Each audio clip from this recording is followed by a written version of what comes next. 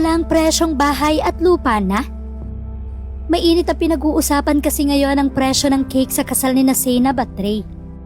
Labis kasing ikinalula ng madla ang usap-usapang presyo daw ng cake ng dalawa. Pero totoo nga kaya ang kumakalat na presyo sa social media? Alam nating ang isang Zainab at Ray ay hindi posibleng gumastos ng malaki. Ang kasal ay isang once-in-a-lifetime moment lang ng isang mag-asawa, lalo na ng mga kababaihan. Kaya ang usapang praktikal, malabo para sa mga taong may budget. Nauna nang pinag-usapan dyan ang gown ni Zainab na nagkakahalaga daw ng 2 million pesos.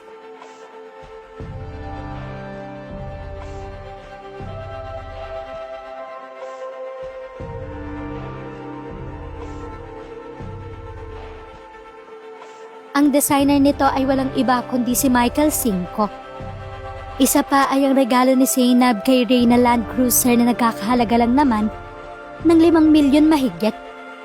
Kaya kung sa usapang venue, gown at kung ano-ano pa, malabong isiping dapat pa itong tipirin. Pero nasa magkano nga kaya ang usap-usapang presyo ng cake ng dalawa? Ayon sa kumakalat sa social media, nasa 2 million pesos daw ang presyo nito. Kaya mismo ang company na gumawa nito ay naglabas na rin ng pahayag upang linawin ang dapat linawin ukol sa tunay na presyo ng cake. Ayon sa komento ng netizens para sa kumpanya, "Ma'am, nag-overthink lahat ng baker sa Pinas. How much po ba talaga ang cake nila Mr. and Mrs. Sparks? Kasi nagkakagulo na kung 2 million po ba talaga?"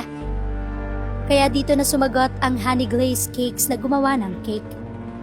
Ayon sa kanila, "Hi, thank you for this comment, pero sana nga po yan ang price.